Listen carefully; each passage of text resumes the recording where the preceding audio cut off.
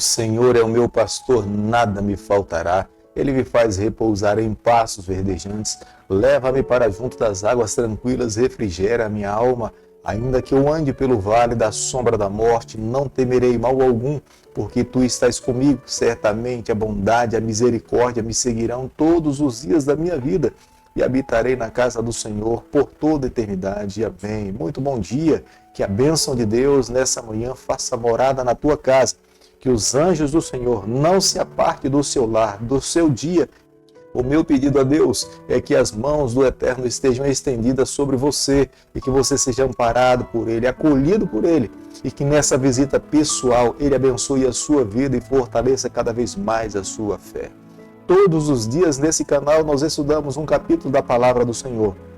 E nessa manhã eu convido você a ter nas mãos a Palavra de Deus no livro de Romanos, capítulo 16, o versículo 1. Recomendo-vos a nossa irmã Febe, que está servindo a igreja de Cencreia. O capítulo que nós estaremos estudando nessa manhã é o último capítulo da Epístola de Romanos ao apóstolo Paulo, escrita aos Romanos. É uma carta cheia de amor, é uma carta cheia de saudações. Mas nós aqui já podemos tirar lições para a nossa vida que nenhum ser humano consegue viver nessa terra sem que ele possa construir bons relacionamentos, pessoas que lhe amem com todo o seu afeto, que lhe queira bem, que ore por ele, que clame a Deus buscando bênçãos sobre a sua vida. Essa carta escrita pelo apóstolo Paulo, ela deveria ter sido lida dentro da igreja, para abençoar a vida de todas as pessoas, para que todos coletivamente pudessem entender como é que ele estava. Febe era a irmã responsável que deveria tomar nas mãos a carta do apóstolo Paulo e fazer a leitura dentro da igreja. Pouca coisa nós conhecemos a respeito dessa irmã, mas nós entendemos que ela era uma líder dessa comunidade. Possivelmente ela fosse uma diaconisa. Os diáconos foram uma instituição estabelecida por Deus na igreja primitiva, mas possivelmente mulheres também já estivessem servindo ao Senhor dentro da igreja como sendo diaconisa.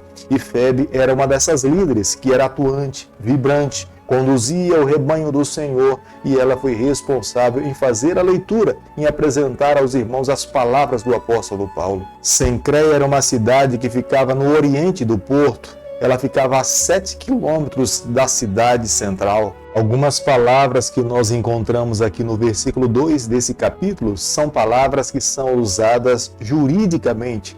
Possivelmente Febe estivesse em Roma para tratar de alguns assuntos jurídicos, e o apóstolo Paulo estava recomendando àquela igreja, a essa mulher, no momento em que ela estivesse fazendo a leitura, os irmãos deveriam recebê-la, abraçá-la e ajudar no que fosse necessário para que ela conseguisse encontrar apoio naquela comunidade e voltar para a sua cidade em paz, segura junto aos seus familiares também. Romanos capítulo 16, o versículo 5, a Bíblia diz o seguinte: saudai igualmente a igreja que se reúne na casa deles. Saudai meu querido Epêneto, primícias da Ásia, para Cristo.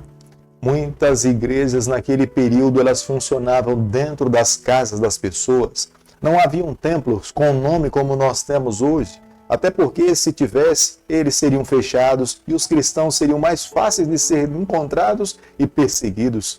Muitas das reuniões que aconteciam naquele período aconteciam com as portas das casas fechadas. Era um momento solene de uma família dentro de casa. Sutilmente ninguém imaginava que dentro daquele lar haviam centenas de pessoas ouvindo, estudando e orando e clamando a Deus pela bênção do Senhor. Eram adoradores secretos, secreto aos olhos da comunidade, mas visível aos olhos do Senhor. E aqui nesse versículo, Paulo se refere a uma dessas igrejas. Como nós podemos observar no versículo 17 do capítulo que nós estamos estudando nessa manhã, a heresia e falsos mestres já eram um problema naquele período. E no versículo 17, o apóstolo Paulo começa a advertir a igreja a respeito desses falsos professores, desses falsos mestres, homens que se diziam conhecedor da palavra de Deus, mas deturpavam a palavra do Senhor. Estavam mais preocupados em enriquecer, ganhar dinheiro com as ovelhas, do que conduzir o seu rebanho no caminho do Senhor. O conselho do apóstolo Paulo para a sua igreja é que eles se afastem desses líderes que são corruptos, que são egoístas, que são avarentos, que o único objetivo é pensar em si mesmo, orgulhosamente, egoisticamente. Paulo pede para que eles não dêem ouvido, não se assentem a ouvir os seus ensinamentos, porque ouvir uma mentira, muitas vezes ela pode trazer muito prejuízo para aqueles que estão ouvindo. Para poupar problemas futuros, a orientação do apóstolo Paulo é que deixe essas pessoas falar sozinha e busque usar o seu tempo estudando a palavra de Deus, ouvindo coisas sadias que sejam edificantes para que ele possa crescer espiritualmente. Quando ele se deparasse com líderes que lhe trouxessem dúvida, eles deveriam comparar o conhecimento dessas pessoas com o conhecimento da palavra do Senhor, do que Jesus tinha dito. E se a palavra de Deus dizia que eles deveriam andar pelo caminho estreito, o caminho largo seria perigoso. A palavra de Deus deve ser a referência em toda e qualquer circunstância para que nós possamos ter plena convicção de que nós estamos andando no caminho certo ou no caminho errado. E se porventura descobrirmos que temos andado no caminho errado, precisamos nos voltar para o Senhor para que Ele conduza a nossa vida. Romanos capítulo 16, o versículo 20, a Bíblia diz o seguinte: E o Deus da paz em breve esmagará debaixo dos vossos pés a Satanás. A graça de nosso Senhor Jesus seja convosco. Paulo aqui menciona o que ele já tinha lido em Gênesis capítulo 3, o versículo 15. Que o próprio Deus um dia tinha dito para Adão e Eva que ele viria aqui a essa terra esmagar a cabeça da serpente para que os seus filhos mais uma vez tivessem a oportunidade de estar ao lado de Deus, livre de todo o pecado, da morte, de todo o sofrimento, vivendo ao lado de Deus para todo sempre. Paulo alimentava no seu coração a esperança de cada dia, um dia poder se encontrar com o seu Salvador. Embora tivesse pleno conhecimento de que ele era um ser humano, falível, mortal como todas as outras pessoas, mas o maior desejo do seu coração era se encontrar com o seu Cristo vivo, não passar pela morte e estar ao lado de Deus por toda a eternidade. É essa esperança que nós temos alimentado também no nosso coração, como nós temos clamado a Deus para que nos nossos dias nós nos encontremos com o nosso Salvador, nós recebamos o nosso Cristo e vivamos com Ele por toda a eternidade. Mas sabemos que a nossa vida está nas mãos do Senhor. Deus sabe o que é melhor para nós. Deus sabe quantos filhos que estão nessa terra que precisam reconhecer a Cristo como sendo o seu Salvador. Portanto, quando nós colocamos a nossa vida nas mãos de Deus, nós vivemos em paz, nós estamos tranquilos e seguros, porque o que Deus faz para nós sempre é o melhor. A mensagem que o apóstolo Paulo pregava, ele pregava porque ele tinha plena certeza que era o Evangelho de Deus para salvar todo pecador que se encontra nessa terra. Não era uma mensagem apenas do Novo Testamento, mas era uma mensagem que ela estava embasada no Antigo Testamento. Os profetas que vieram no Antigo Testamento se cumpriu as suas profecias no Novo Testamento. Na plenitude do tempo, Jesus colocou os seus pés nesse mundo. E através dos ensinamentos de Jesus Cristo, nós podemos entender que nele há vida, nele há salvação, nele há perdão. E todo aquele que se coloca ao lado de Jesus Cristo tem o seu nome escrito no livro da vida. Querido amigo, ao concluirmos o capítulo 16 do livro de Romanos, nós podemos tirar algumas lições para nós nessa manhã.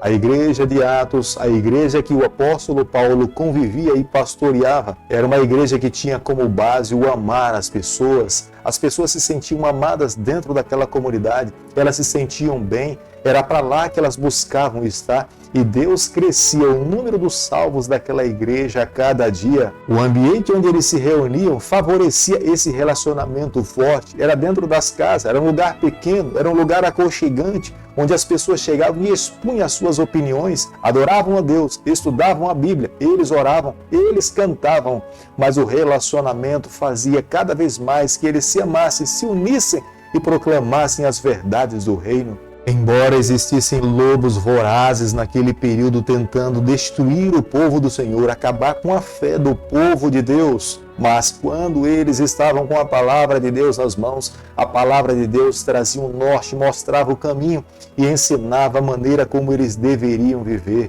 Muitos foram salvos em decorrência de viver uma vida em comunidade.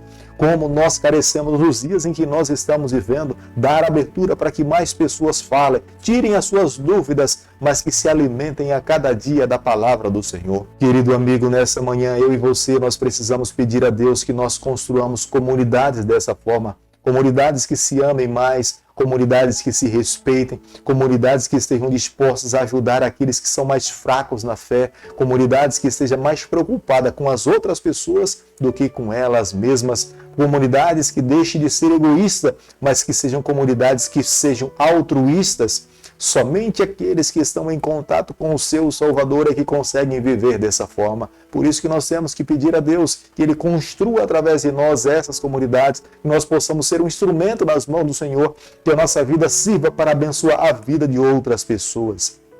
Querido Pai, em Tuas mãos, nessa manhã nós nos colocamos. Queremos a cada dia viver exclusivamente para o Senhor. Toma o nosso coração, perdoa os nossos pecados, fortalece a nossa fé, nos conceda a graça de um dia estarmos com o Senhor por toda a eternidade. É o nosso pedido e a nossa oração e nós fazemos em nome de Jesus. Que o Senhor te abençoe e te guarde, que Ele faça resplandecer o seu rosto sobre você, que Ele tenha misericórdia de você, que sobre você nessa manhã Ele levante seu rosto e conceda a sua paz em nome de Jesus. Amém.